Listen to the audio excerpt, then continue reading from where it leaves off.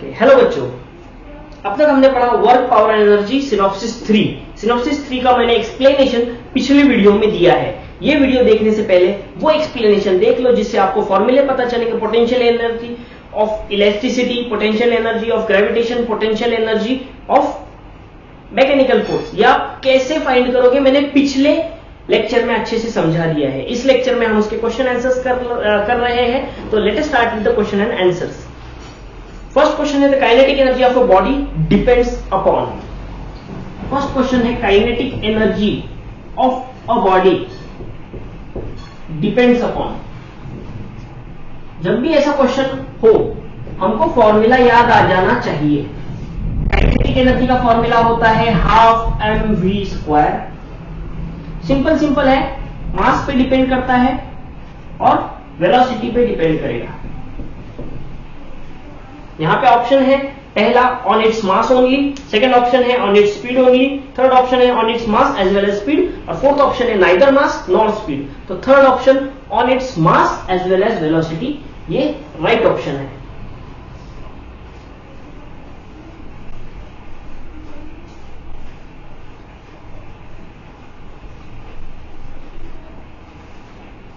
ठीक है, next question पढ़ लेते हैं। The mechanical energy is the sum of kinetic energy and potential energy. जो मैकेनिकल एनर्जी होता है वही होता है टोटल एनर्जी, और टोटल एनर्जी होता है potential energy plus kinetic energy का सम फॉर कंजर्वेटिव फोर्सेस। ठीक है, ये आ गया है फॉर कंजर्वेटिव फोर्सेस बोल रहा हूं, याद रखो, क्योंकि हम इस वर्कशीट में कंजर्वेटिव फोर्सेस के बारे में ही पढ़ रहे हैं। Gravitational potential energy, elastic potential energy, electric potential energy, conservative forces के बारे में पढ़ रहे हैं। तो ये जो मैकेनिकल एनर्जी है ये कंजर्वेटिव फोर्सेस में आएगी, तो इसके अंदर potential energy plus kinetic energy होगा। ठीक है, कंजर्वेटिव फोर्सेस के लिए।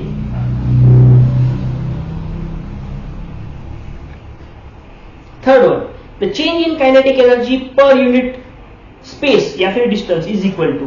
देखो, चेंज इन काइनेटिक एनर्जी मतलब kinetic energy per unit displacement, distance बोला है ना, kinetic energy per unit displacement. देखते हैं, अब ये एनर्जी है ना, काइनेटिक एनर्जी, एनर्जी ही तो है, तो उसका डायमेंशनल फॉर्मूला मैं लिखता हूं। एनर्जी का dimensional formula is equal to work का डायमेंशनल फॉर्मूला। वर्क का डायमेंशनल फॉर्मूला होता है m1 L2 T⁻²। Sir dimensional formula क्यों लिख रहे हो? सबसे इजी वे है ये सीखने का। ठीक है, S मतलब डिस्प्लेसमेंट, L1, अगर L1 ऊपर गया तो -1 हो जाएगा, तो -1 ये 2 के साथ में माइनस हो जाएगा, 2 - 1 मिलेगा हमको 1 T⁻², और ये m1 L1 T⁻² है डायमेंशनल फॉर्मूला फॉर फोर्स। तो kinetic energy per unit space और distance is force. Kinetic energy per unit space और डिस्टेंस इज फोर्स। ठीक है, ये समझा क्या? अगर समझा है तो मैं रफ करता हूं। ठीक है, मैंने बस डायमेंशनल फॉर्मूला यूज किया है। डायमेंशनल फॉर्मूला लर्न चाहिए आपको, m1 L2 T⁻² एनर्जी के लिए या फिर वर्क डन के लिए। फोर्स का m1 L1 T⁻², ये लर्न होने चाहिए। ठीक है, डायमेंशनल फॉर्मूला। मोमेंटम हमने नई टर्म देखी, मोमेंटम का भी डायमेंशनल फॉर्मूला निकाल के रखो।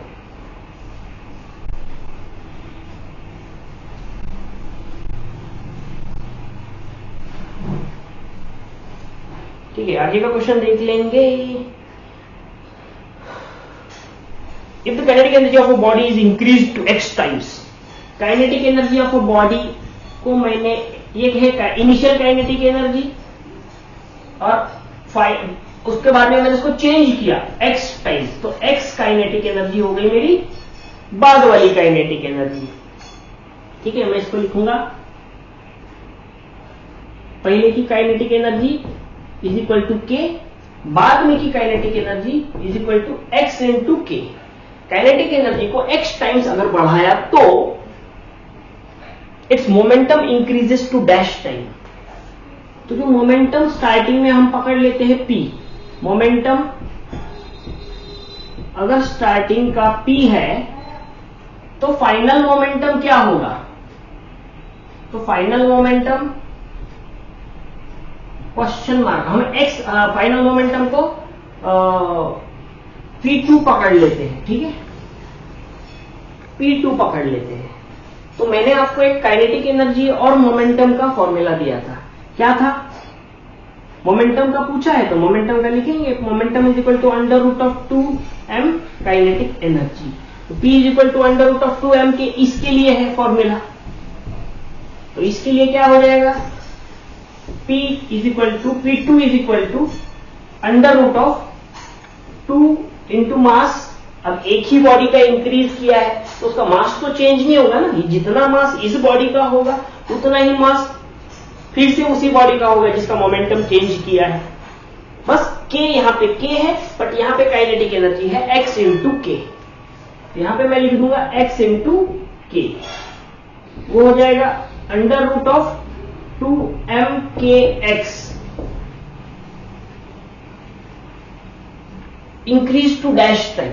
अब उसने पूछा है इंक्रीज टू डैश टाइम, हमको P मिल गया, P2 मिल गया, तो कितने टाइम्स इंक्रीज होगा निकालने के लिए P बाई P2 कर लेंगे, P2 बाई P कर लेंगे, under root of 2mkx upon under root of 2mk। इसको मैं ऐसे भी लिख सकता हूं, under root of 2mk into under root of x upon under root of 2mk, 2mk गया, under root of x time increase होगा, under root of x times increase होगा। हम डायरेक्ट भी कर सकते थे, बट समझाने के लिए मैंने थोड़ा सा बड़ा कर दिया, ठीक है। डायरेक्ट आप ये भी कर सकते हो, फाइनल आंसर आ जाएगा अंडर रूट ऑफ x, ठीक है।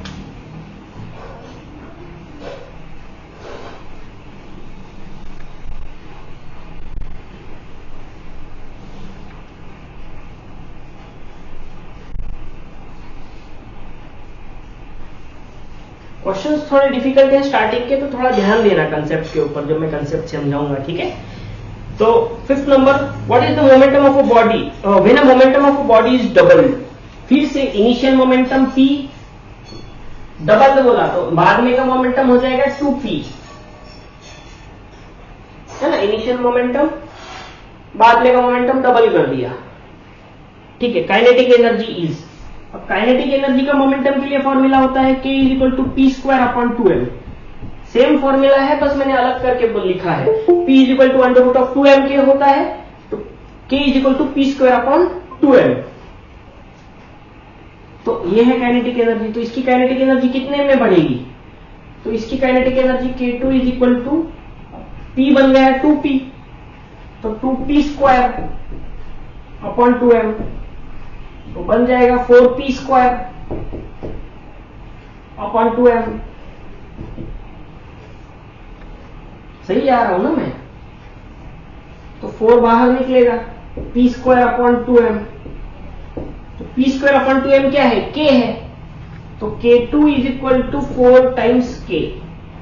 ध्यान से देखो, ये जो k है, ये जो k है वो ये k है, p square upon 2m, p square upon 2m।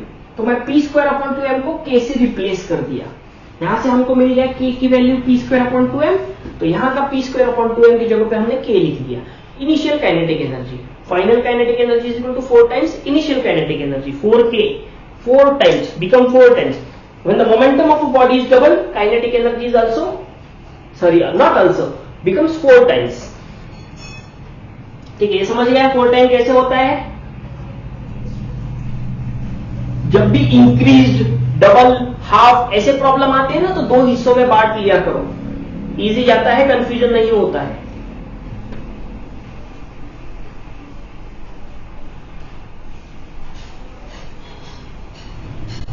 Okay, next level 1 start हो गई है, ठीक है। ये थोड़ा डिफिकल्ट है, लेवल 1 बहुत टफ है, 2 और 3 एकदम इजी है, लेवल 1 ही टफ है। देख लो कैसे। फर्स्ट क्वेश्चन बोल रहा है, अ यूनिफॉर्म मीटर स्केल, एक मीटर स्केल है, यहां पे करता हूं ड्रॉ, एक मीटर स्केल है, तो मतलब इसकी लेंथ कितनी है?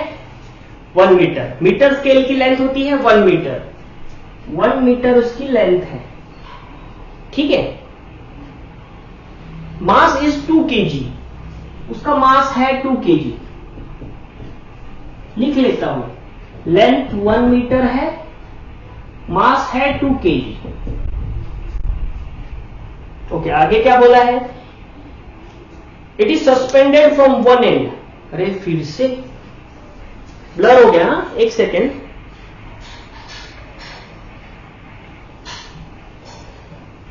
हो गया, ठीक हो गया। ओके, अब आगे पढ़ता हूं मैं। Is suspended from one and, यहां से उसको लटका दिया है, ऐसे पकड़ो, यहां पे नेल मार दिया है, ठीक है, यहां पे सस्पेंड कर दिया है। It is suspended from one and, ठीक है भाई, सस्पेंड कर दिया। आगे, if it is displaced through an angle 60 degree from the vertical, अगर मैं यहां से उठा के उसको 60 डिग्री वर्टिकल के साथ बना के डिस्प्लेस करूं, मतलब अगर मैं ऐसे कर दूं और ये एंगल हो जाएगा 60 डिग्री, वर्टिकल के साथ में 60 बोला है ना, तो वर्टिकल के साथ में 60 निकाल दिया है ना, तब the increase in potential energy will be. ये तो बहुत ही टफ सवाल है, ठीक है। तो इसको मैं एकदम कंसेप्ट वाइज बताऊंगा, थोड़ा ध्यान से देखना, ठीक है। हम पहले थोड़ा ट्रिग्नोमेट्री पढ़ेंगे। आपने ट्रिग्नोमेट्री सीखा है? सीख रहे हो? तो बेसिक ट्रिग्नोमेट्री में यूज करूंगा। पहले तो नाम दे देता हूं, ओ ए बी, ट्राइंगल को मैंने नाम दे दिया। अब नाम देते ही साथ ट्राइंगल को अलग से निकाल लेना है, डायग्राम गंदी नहीं करनी है। ओ ए बी दिख रहा है 90? ओके, दिख रहा है। क्या ये 1 मीटर है? 1 metre. O A is 1 metre, है ना, ठीक है। ओ ए 1 मीटर मिल गया सर। अब क्या क्यों निकाल रहे हो ओ ए? देखो, ये है उसका इनिशियल पोजीशन, और यहां पे हम बोलेंगे कि potential energy is equal to 0। हमेशा इनिशियल पोजीशन पे पोटेंशियल एनर्जी 0 पकड़ लो, ग्राउंड पे पोटेंशियल एनर्जी 0 पकड़ लो, ठीक है। अब ये उसकी final potential energy at A हमको निकालना है। Potential energy at A is the question. At A यहां की पोटेंशियल एनर्जी निकालना है, तो ए और इनिशियल पोजीशन, इसमें अगर मैं डिफरेंस निकालूं तो मुझको ये हाइट निकालना है। This is the height that I require, है ना, this is the height that I require. तो ये हाइट मुझको कब मिलेगी? जब मुझको ये हाइट मिलेगी। ये क्या है? ओ बी, तो मुझको ओ बी निकालना है। मुझको पता है ये एंगल 60 है और मुझको ओ बी निकालना है ना। फिर से ब्लर हो रहा है क्या?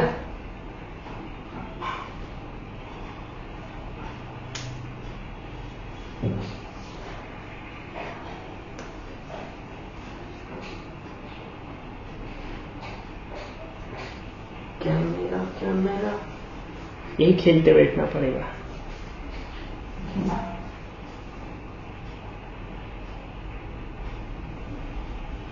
क्यों भाई आजकल के कैमरा। ओके, हो गया, फूक मारना पड़ता है। ओके, यहां तक मिल गया। तो मुझको ओबी चाहिए, ओबी को मैं एक्स पकड़ लेता हूं। तो अगर मैं ये एडजेसेंट अपॉन हाइपोटेनस है, एडजेसेंट अपॉन हाइपोटेनस के लिए मैं क्या लूंगा? Cos theta. तो cos 60 is equal to x upon 1 मिल गया मुझको ट्राइंगल ओएबी से। तो एक्स की वैल्यू मिल जाएगी कॉस 60, दैट इज 1/2 मीटर। तो अगर एक्स मुझको 1/2 मीटर मिला है तो ये कितना होगा? हाइट भी होगा 1/2 मीटर, सही है। बट मैंने आपको और एक चीज बोली थी, किसके बारे में? अगर कोई भी यूनिफॉर्म लेंथ हो और पोटेंशियल एनर्जी वगैरह कुछ निकालने बोला है, तो हमेशा उसको मेजर करोगे उसके हाइट के हाफ से। हाइट को हाफ कर दोगे, खत्म।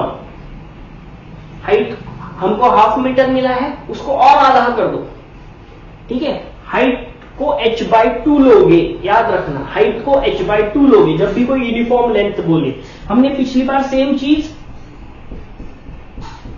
चेन के बारे में की थी, है ना। एक चेन थी लटकी हुई, हमको उस चेन को नीचे से उठाने में कितनी एनर्जी खर्च हुई वो निकालना था। तो हमने इसकी हाइट आधी ही ली थी।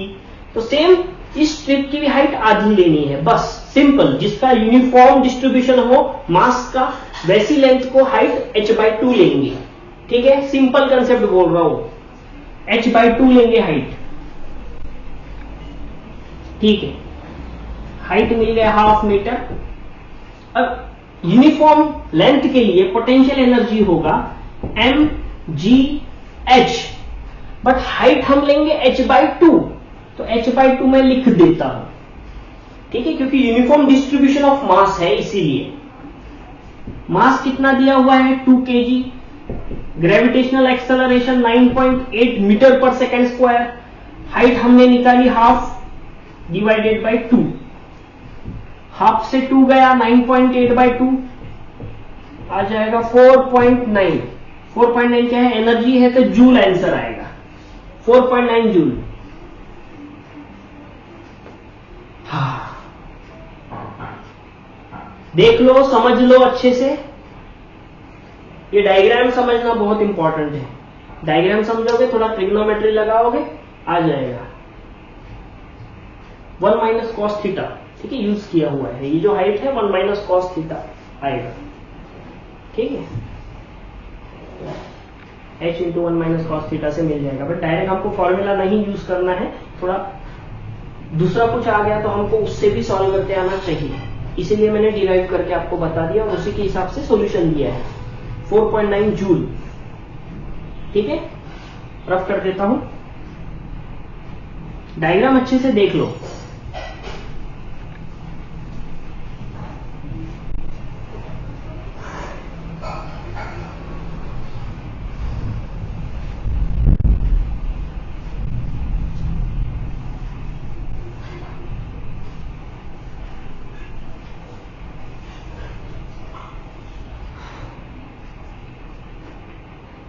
अगला देखा, लेवल 1 का पहला ही सवाल ने क्लीन बोल्ड कर दिया। अब अगला सवाल देखो, सीधा यॉर्कर। ठीक है, सर के ऊपर से जाएगा, देख लेना, बाउंसर मारेगा ये, यॉर्कर छोड़ो, पहला तो यॉर्कर था, बाउंसर आएगा। ठीक है, क्वेश्चन नंबर 2 बाउंसर है, ध्यान से देखना, मैं जो पहले से बता रहा हूं। 2 spheres whose radii are in ratio 1:2। तो 2 स्पीयर है, रेडियस 1:2 रेडियस 2 दिया हुआ है 1:2, ये रेशियो गिवन है। 2 स्पीयर है, लिख देता हूं। एक स्पीयर है, उसका रेडियस है r1, दूसरा स्पीयर है, उसका रेडियस है r2। r1:r2 दिया हुआ है 1:2। ठीक है, फिर they are moving with velocities in ratio 3:4। Move कर रहे हैं वो विथ वेलोसिटी विथ रेशियो 3:4। ये वेलोसिटी का भी रेशियो उन्होंने दे दिया। फिर क्या बोल रहा है, then the ratio of their kinetic energy, नहीं, if the densities are in ratio 3:2, उनके डेंसिटी भी दिए हैं। डेंसिटी को मैं रो से डिनोट करूंगा, density 1 upon density 2 is equal to 3:2। ये हमको गिवन है, ये सब हमको गिवन है कि 2 स्पीयर है, उसके रेडियस रेशियो में है 1:2, वेलोसिटीज रेशियो में है 3:4, डेंसिटीज रेशियो में है 3:2। ठीक है, तो क्या बोला है क्वेश्चन में, then the ratio of their kinetic energies is, find ratio of their kinetic energy. Question है, तो सबसे पहले काइनेटिक एनर्जी का फॉर्मूला 12 mv²। अरे सर v दिख गया, v दिया हुआ है सर, यस v का रेशियो दिया हुआ है। मास किधर है, मास तो दिया ही नहीं है सर। ओके, मास कैसे फाइंड आउट करेंगे, तो हमको डेंसिटी दिया हुआ है, मास दिया हुआ है, तो डेंसिटी और मास में हमको रिलेशन फाइंड करना पड़ेगा। तो हमें पता है mass is equal to density into volume, है ना, density is equal to mass upon volume होता है, but mass is equal to density into volume. अब volume of this sphere, volume क्या होता है of sphere, 4/3 pi are cube, 4/3 pi r1 का cube, और इसका वॉल्यूम हो जाएगा 4/3 पाई r2 का क्यूब। वॉल्यूम हो गया, डेंसिटी दिया है, सही सही है, R1 R2 दिया है, उसका भी रेशो दिया है। तो काइनेटिक एनर्जी का रेशो निकालेंगे,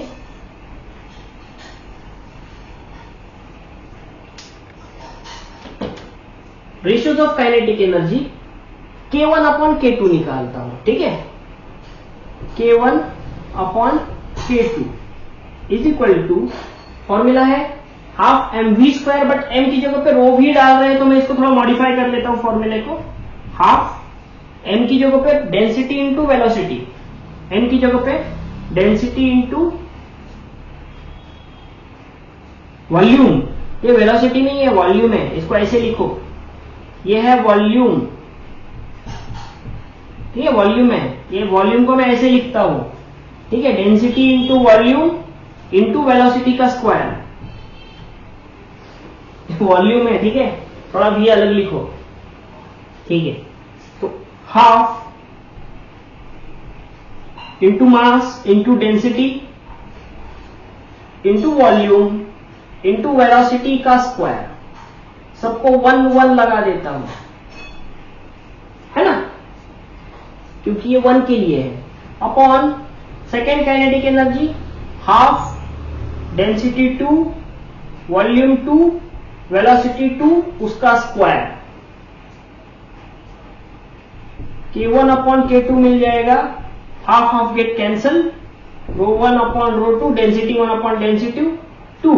अब ये वॉल्यूम है 4/3 पाई आर क्यूब, डाल देता हूं, V1 is equal to 4/3 pi are cube, तो V1 अपॉन V2, ठीक है, यहां पे पहले लिख देता हूं ये क्या आएगा, volume 1 upon volume 2 into velocity 1 square upon velocity 2 का स्क्वायर, डायरेक्ट लिखता हूं वेलोसिटी 1 अपॉन वेलोसिटी 2 का स्क्वायर, यहां पे मैं वॉल्यूम 1 अपॉन वॉल्यूम 2 निकाल लेता हूं, volume 1 upon volume 2 is equal to 4/3 pi R1 cube upon 4/3 pi R2 cube, वो आएगा R1 अपॉन R2 का क्यूब, 4/3 पाई कट जाएगा, R1 अपॉन R2 का क्यूब बचेगा, ठीक है, R1 अपॉन R2 का क्यूब, तो मैं डायरेक्ट लिख दूं क्या यहाँ पे R1 अपॉन R2 का क्यूब, है ना, R1 अपॉन R2 का क्यूब, जगह की कमी की वजह से हमको शॉर्टकट में सॉल्व करना पड़ रहा है, बहुत बड़ा प्रॉब्लम है, density 1 upon density 2 3/2, R1 upon R2 1/2, V1 upon V2 3/4, करो इसको सॉल्व, 3 इंटू 1 इंटू 9, 3 का स्क्वायर, 2 इंटू 2 का क्यूब 8 इंटू 4 का स्क्वायर 16, 9 3 जा 27 अपॉन 16, 16 जा 256, 27 अपॉन 256, रेशियो का कोई यूनिट नहीं होगा, तो 27 इज टू 256 आएगा, K1 इज टू K2, देखा, बोला था लेवल 1 बहुत टफ है, लेवल 2 और लेवल 3 इजी है, ठीक है, बेसिक क्वेश्चन था, कैलकुलेशन ज्यादा थे, बस ये इजी ही था, कैलकुलेशन ज्यादा थे, कंसेप्ट इसके अंदर थोड़ा कम था, कैलकुलेशंस ज्यादा थे, ठीक है, बोर्ड ज्यादा भर गया, कंसेप्ट में बोर्ड नहीं भरता, इरेज कर दूं, बाद में देख लेना, ठीक है, बाद में देख लेना, स्क्रीनशॉट ले लो तुरंत, नहीं तो एक और कर सकते हो, स्क्रीनशॉट ले सकते हो, हर प्रॉब्लम के बाद में स्क्रीनशॉट ले लो,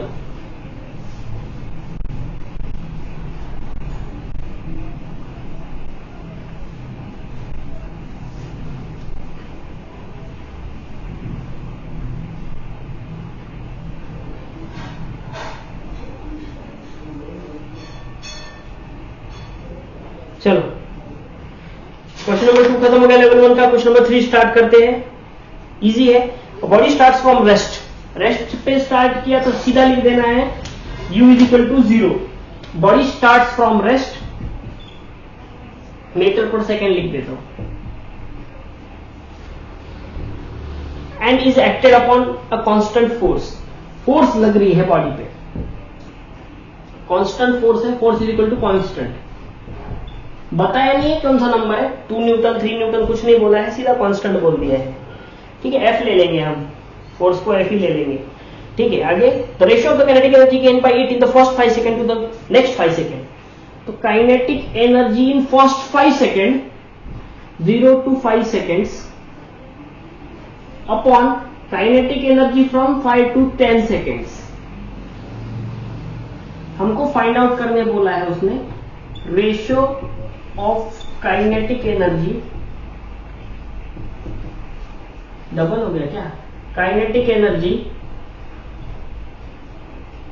फ्रॉम 0 to 5 seconds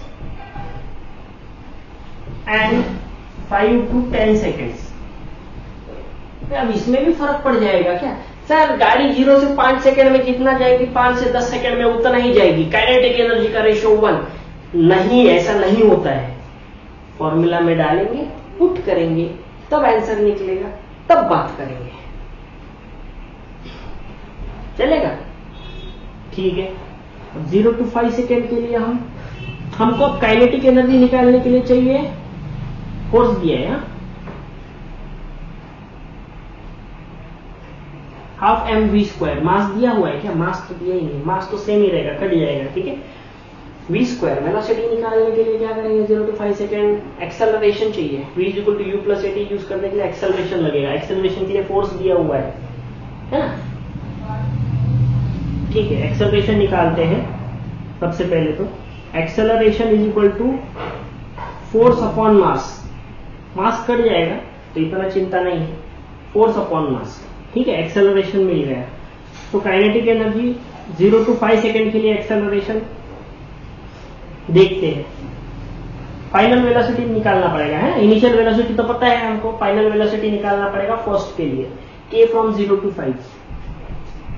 ये हमारा क्वेश्चन है, ठीक है ना। क्वेश्चन को ब्रैकेट कर देता हूं, नहीं तो क्वेश्चन ही भूल जाओगे सर क्या कर रहे थे। ठीक है, टाइम है 0 to 5 सेकंड, टाइम है 5 to 10 सेकेंड। ठीक है, अब एक्सेलरेशन मिल गया है हमको, हम फाइनल वेलोसिटी निकाल रहे हैं 0 to 5 सेकेंड के लिए।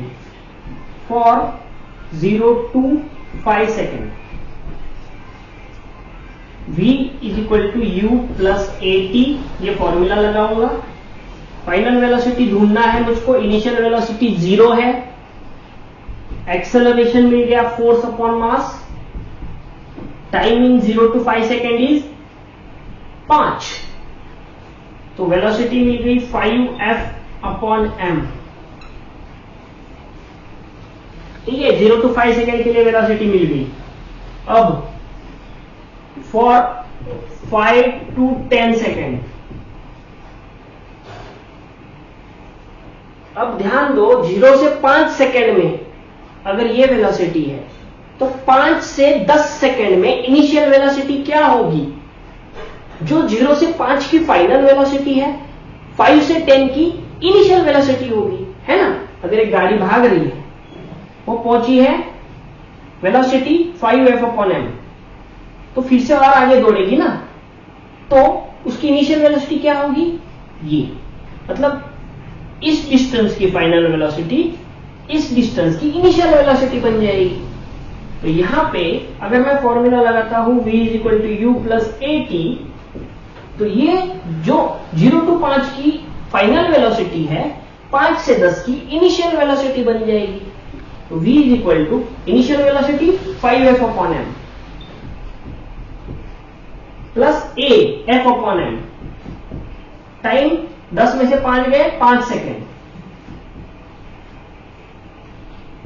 तो 5 प्लस 5 10 f अपॉन m। चलो फाइनल वेलोसिटी मिल गया दोनों का, इसका भी फाइनल मिल गया, उसका भी फाइनल मिल गया। अब हम काइनेटिक एनर्जी निकाल लेते हैं। इसके लिए काइनेटिक एनर्जी मैं निकालूंगा 0 to 5 के लिए half m v square, 5 5 25, v square minus U square आता है, यू स्क्वायर 0 है तो मैं नहीं लिखता, ठीक है। F square upon M square direct लिखता हूं, चलेगा ना। देखो v स्क्वायर मैंने डायरेक्ट नीचे कर दिया, half M V square direct कर दिया है, वो आ जाएगा 25 एफ स्क्वायर बाई 2m।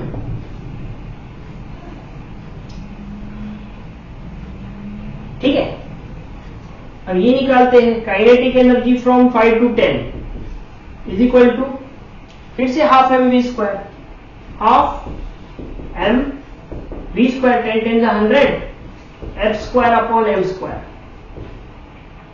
वो बन जाएगा 100 एफ स्क्वायर अपॉन 2m। जैसा ये वैसे ही लिखो, ठीक है, 2 से डिवाइड मत करो। अब हमको पूछा गया है अपॉन में वैल्यू पूछी, तो मैं ये निकालता हूं, ठीक है। Kinetic energy 0 to 5 upon kinetic energy 5 to 10 is equal to 0 to 5 क्या है, 25 F square by M by 2m। 5 to 10 क्या है, 100 एफ स्क्वायर बाई 2m। सॉरी, ये half M V square minus U square आएगा ना, गलती हो गई, यहां पे छोटी सी गलती हो गई है, बहुत बड़ी गलती हो गई है। काइनेटिक एनर्जी फ्रॉम 5 to 10 क्या होगा, half M V square minus U square होगा, ठीक है। हाफ एम वी स्क्वायर क्या है, फाइनल है 10 100 F square upon M square, direct लिख देता हूं, ठीक है, स्क्वायर करके। यू क्या है भाई, यू है 5f अपॉन एम, उसको भी तो माइनस करना पड़ेगा, 5 का 25 F square upon M square, बच गए। फाइनल आंसर इसको सॉल्व करने के बाद आएगा half 75 F square upon M, सही है, बच गए। 0 to 5 है 25 F square upon 2m, 5 to 10 है 75 एफ स्क्वायर अपॉन 2m। देखो ध्यान से देखो, 2m से 2m कट गया, एफ स्क्वायर से एफ स्क्वायर कट गया, 25 बाई 75, इसको आगे और रिड्यूस करूंगा मैं,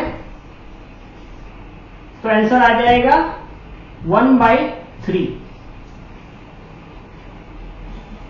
रेशो है, ओके। अब यहां पे 2 दिया है, 3:1 रेशो होगा सर कि 1:3 होगा, तो हमको क्वेश्चन क्या पूछा गया है वो अच्छे से पढ़ना होगा।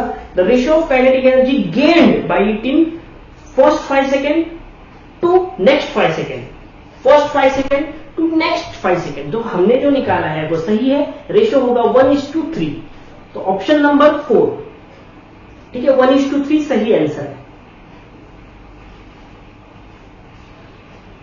लेवल 1 के क्वेश्चन डेंजरस है,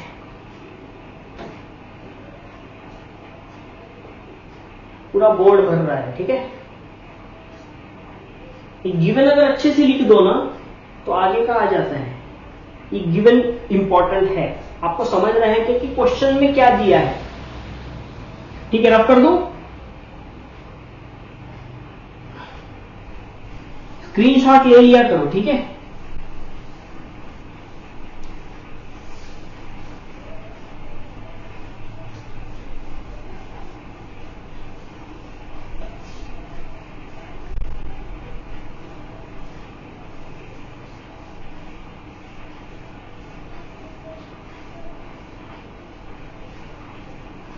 बड़ा बोर्ड लेना पड़ेगा, बहुत ही बड़े बड़े क्वेश्चन आ रहे हैं, ठीक है, शायद अगले साल लेना पड़े।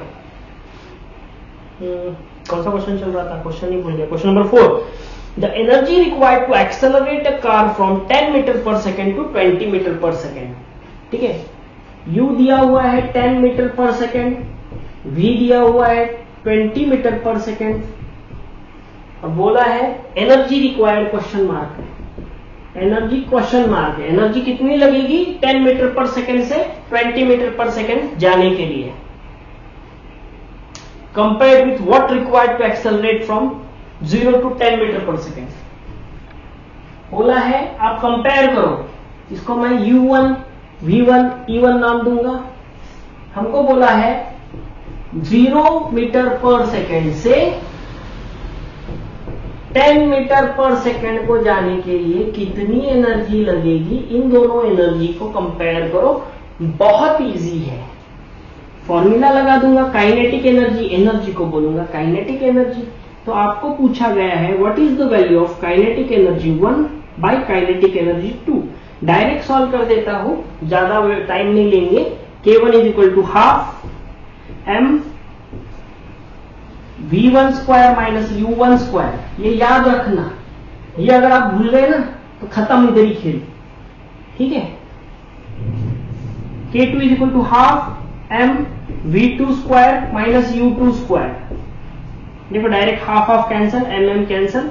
फाइनल फॉर्मूला बना लेता हूं, फिर हम पुट करेंगे v1 square minus u1 square upon v2 square minus u2 square. ठीक है, फाइनल फॉर्मूला बन गया है। v1 स्क्वायर क्या आएगा, 20 का स्क्वायर 400 माइनस u1 स्क्वायर 10 का स्क्वायर 100, v2 स्क्वायर आएगा 10 का स्क्वायर 100 माइनस u2 स्क्वायर आएगा 0 का स्क्वायर 0। तो 300 upon 100 3 times K1 will become 3 times K2. That will be our final answer.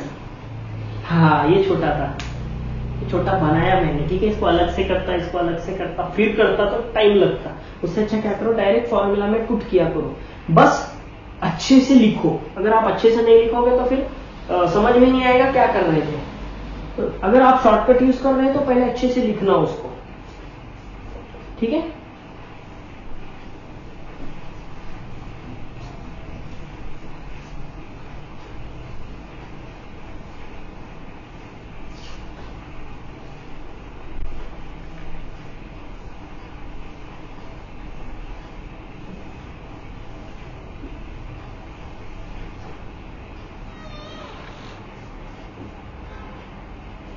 ठीक है। मेरा क्वेश्चन थोड़ा एक ही क्वेश्चन ले लेते हैं, फिर छोड़ देता हूँ। ठीक है, एक नहीं 2 क्वेश्चन ले लेते हैं, 5 और 6 खत्म कर लेते हैं।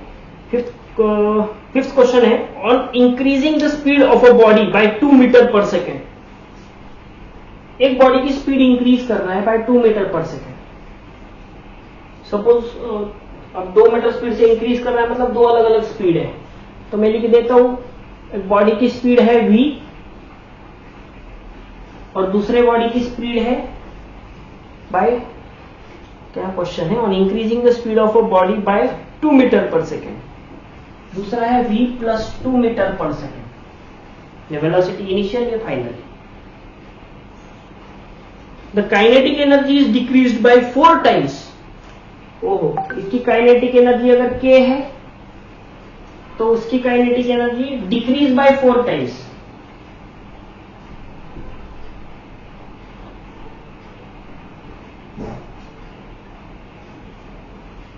ओके, डिक्रीज बाय 4 टाइम्स, तो इसकी k बाय 4 है। भाई ऐड करने से डिक्रीज हो रहा है काइनेटिक एनर्जी, वेलोसिटी इंक्रीज करने से काइनेटिक एनर्जी डिक्रीज हो रही है। ठीक है,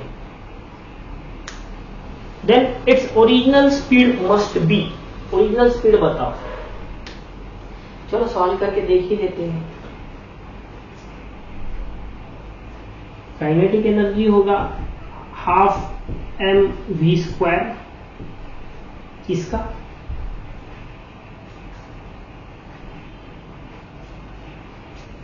तो इसका v वेलोसिटी निकाल लेंगे। Velocity is equal to 2k upon m, उसका अंडर रूट। ठीक है, v स्क्वायर निकालेंगे। v square is equal to 2k upon m।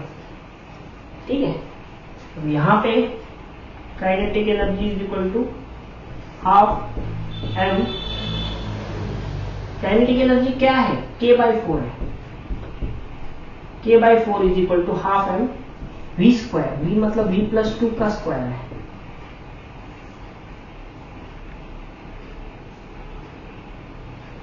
सब गड़बड़ कर दिया क्या मैंने? ठीक है, जाने दो। ये क्वेश्चन में थोड़ी सी गड़बड़ हो गई है, मुझको क्रॉप करना पड़ेगा या फिर ऐसे ही अपलोड कर दूंगा। ये क्वेश्चन हम फिर से सॉल्व करेंगे नेक्स्ट वर्कशीट में। ठीक है, ये क्वेश्चन को अभी मत करो, हम नेक्स्ट वर्कशीट में करेंगे। तब तक के लिए bye bye, have a nice day.